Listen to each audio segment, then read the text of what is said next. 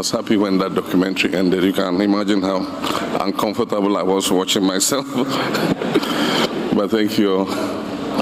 Your Excellency, Professor Jane Nana Opoku-Agyeman, Vice President of the Republic of Ghana, Her Ladyship Gertrude Esaba Saki Tokonu, Chief Justice of the Republic of Ghana, the Right Honorable Edward Do Ajaho, Chairman of the Council of State, members of the Council of State, the Honorable Chief of Staff Julius Debra, the Honorable Minister for Finance Dr. Kaisel Ato Forsen, Ministers and Deputy Ministers of State, Dr. Ishmael Yamson, and I call him Uncle Yamson, Chairman of the National Economic Dialogue Planning Committee, the Governor of the Bank of Ghana, Dr. Johnson Pandit Isiama, former governors of the Bank of Ghana, heads of security services, the Dean and members of the Diplomatic Corps, His Royal Majesty King Takiteku Churu II, the Gamanche, heads of political parties, captains of industry, chiefs and queen mothers, friends from the media, fellow countrymen, ladies and gentlemen. It is with great honor and a deep sense of responsibility that I welcome you to this National Economic Dialogue. This gathering is more than just a symbolic exercise or the fulfillment of a campaign promise. It is a decisive step in our collective responsibility to reset Ghana's economy, restore confidence, and build the prosperous future we all envision. Today we are here to begin the process of engaging in honest, solution-driven discussions about the challenges we face and the opportunities before us. Our nation stands at a pivotal moment, and the choices we make now will determine the trajectory of our economy for generations to come. As President, I have the honor of leading the conversation on the theme, Resetting Ghana, Building the Economy We Want Together. This theme reflects our shared commitment to creating an economy that is resilient, inclusive, and built on sustainable growth. It is an invitation to all stakeholders to contribute their expertise, ideas, and dedication to this national effort. Ghana is at a critical crossroads in its economic development. The challenges before us are stark, and the economic distress we face are undeniable. However, our collective resilience, ingenuity, and determination have always been the driving force of our nation's progress. We are not here merely to recount our struggles, nor are we here to resign ourselves to economic stagnation. We are here to seek solutions, to adopt strategies that will put us on a sustainable growth trajectory, and to ensure that we build an economy that works for every Ghanaian. For me, this is not just another policy discussion. It is an urgent call to action. A crucial moment for us as stakeholders to unite with purpose and resolve the challenges that face us. We've gathered here to create a powerful platform where government officials, policymakers, business leaders, economists, industry experts, development partners, and other key figures come together to shape the future of our nation. The insights, diverse perspectives, and actionable recommendations that emerge from these discussions must transcend theoretical frameworks and drive real, impactful decisions that will guide our national economy forward. Throughout our engagement, we will focus on practical strategies to restore macroeconomic stability and pave the way for long-term economic transformation. This includes developing policies that stimulate growth and create sustainable job opportunities for our rapidly growing population. We'll also examine the structural reforms that are necessary to unleash the private sector's potential and make it truly the engine of growth that drives job creation and innovation. Strengthening economic governance institutions will be a key topic of discussion, ensuring transparency and accountability at all levels of government, while taking decisive action to combat corruption and other things that hinder our progress. It is vital that as we move towards a more prosperous future, and that the economic gains we achieve are distributed equitably, leaving no one behind and fostering inclusive growth that benefits every sector of society, from the most marginalized communities to the industrial leaders of tomorrow. This dialogue is a defining moment, and our decisions must set the course for a more resilient, prosperous, and equitable economy for generations to come. When I assumed office barely 2 months ago, I inherited an economy that was in a state of deep crisis, one that was weighted down by numerous challenges. The economy was reeling from unprecedented levels of debt, soaring inflation, high unemployment, declining levels of foreign direct investment, and low business confidence. The financial struggles that our nation is facing have not arisen overnight. They have been the result of several years of financial mismanagement, irresponsible borrowing, reckless spending, and weak leadership that failed to address the underlying structural issues within our economy. This pervasive mismanagement culminated in Ghana's defaults on its debt obligations. This marked a devastating milestone for our dear country, spawning a cascade of economic problems that have severely impacted our people. Huge fiscal deficits, excessive government expenditures, and overall financial imprudence have compromised our economic resilience.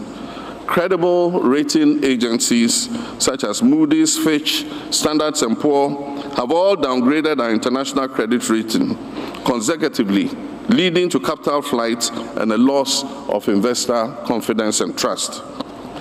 The Bank of Ghana, instead of serving as an independent monetary authority, became a financing tool for government's excesses, fueling inflation and devaluing our currency.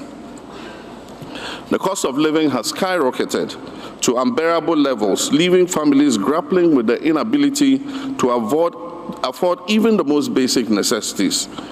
At the same time, inflation erodes the value of wages and savings, pushing many into a cycle of poverty. Meanwhile, the ill-considered collapse of indigenous banks significantly reduced indigenous presence in Ghana's financial and banking space and led to massive job losses. For too long, Ghana has been plagued by short-term decision-making that prioritizes political expediency over long-term stability. We refuse to accept this as Ghana's reality. We reject the notion that economic hardship must be our norm. We refuse to surrender to the forces of stagnation and decline. We are gathered here today because we believe in Ghana's ability to rise again.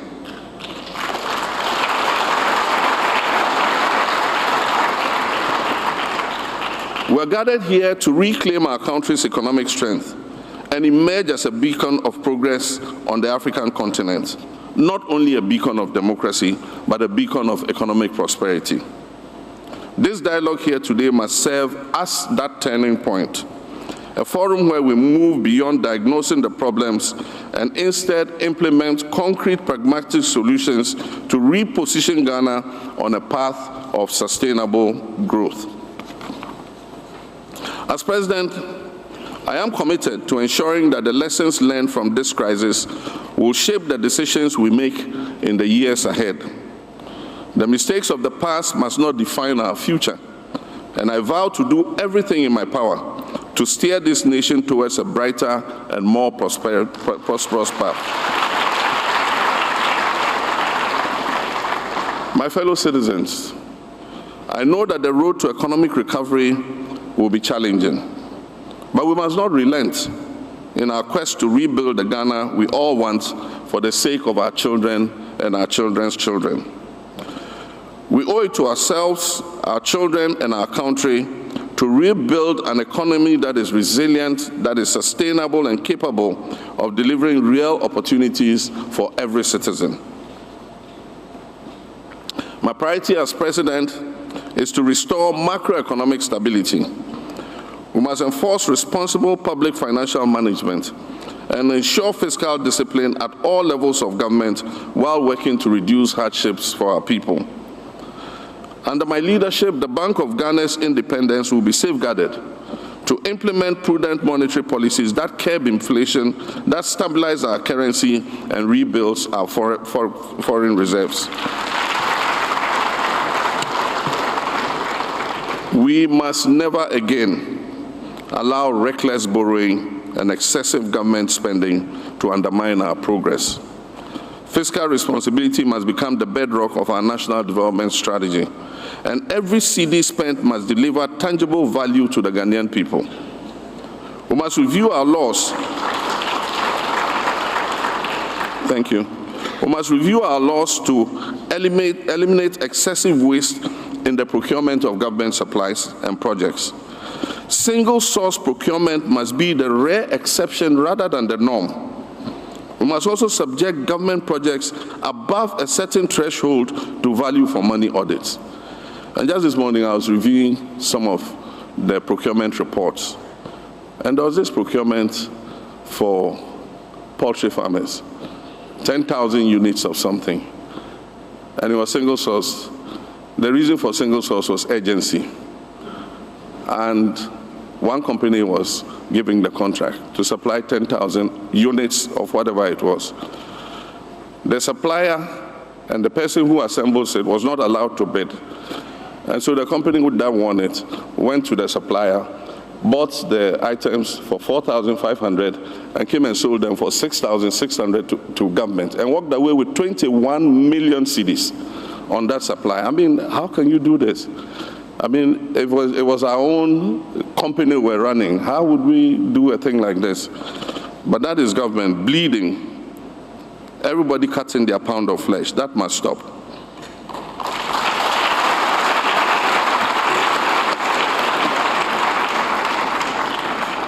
Beyond stabilization, we must undertake a fundamental transformation of our economic structure. Ghana's economy has been heavily reliant on the export of raw materials, such as gold, cocoa, and crude oil, leaving us vulnerable to global price fluctuations and external shocks. We must end this dependence. It is time to transition to a value-added industrialized economy that creates jobs, that boosts exports, and reduces our reliance on imports.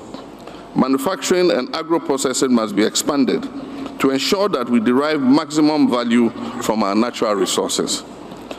Just recently, I think yesterday, a former Chief Justice of this country asked for a review of agreements governing our extractive industry. She describes the current agreements as coming from the Guggisberg era. I agree with her.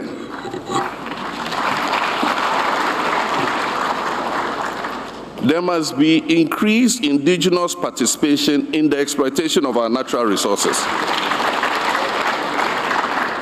Ghana must earn more from its natural resource endowment if we are to create wealth and prosperity for our people. My fellow citizens, agriculture is a vital sector of our economy that must be modernized through mechanization, improved irrigation, and the adoption of technology-driven innovations to enhance productivity and ensure food security. We must also harness the power of technology to bridge the digital divide, ensuring that every Ghanaian, no matter their location or background, has access to the opportunities that the digital economy provides. High-speed internet and robust digital infrastructure are no longer luxuries. They are necessities that fuel economic growth and global competitiveness.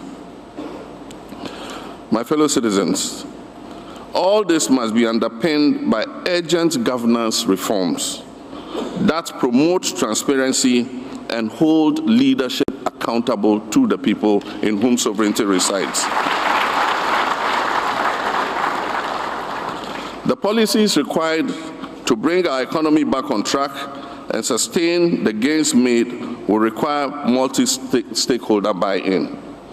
Short-term convenience, which has informed economic decision-making in the past, must give way to long-term and medium and long-term strategic planning, which will help us to avoid the cyclical economic booms and busts that have wreaked havoc on our people. My fellow citizens, I have the political will to see through such reforms, but these reforms must be the product of our collective thinking and synthesization of well-considered proposals from stakeholders in the Ghanaian economy, and that is why we are here this morning.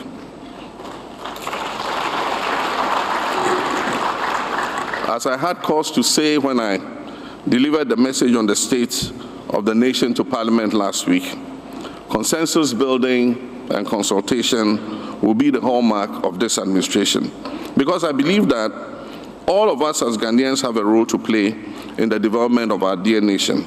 And I would very much like to be remembered as the president who provided a platform for this to happen.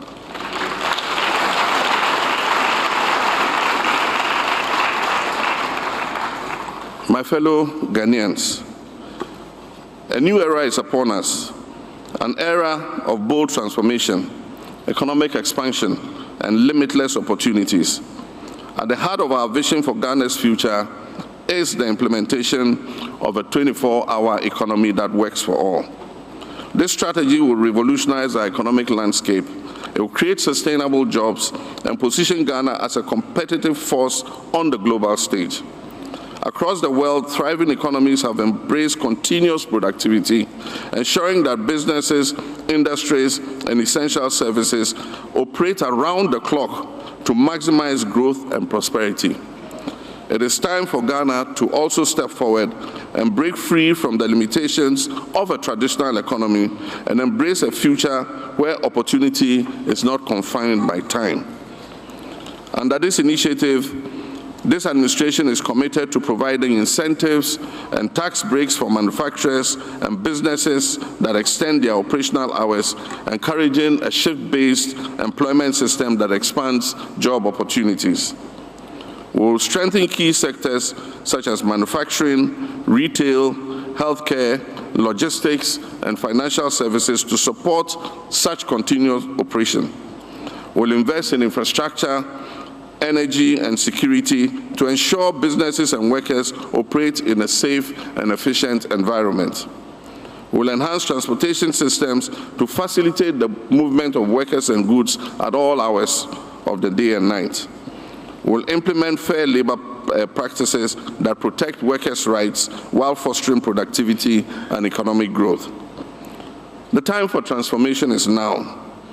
Let us embrace our economic transformation and unlock the full potential of our beloved country. Let us work together to build a resilient, competitive, and a prosperous Ghana. I fully understand that the road ahead will not be easy, but it is a road we must travel. The responsibility for rebuilding Ghana's economy does not rest on government's shoulders alone.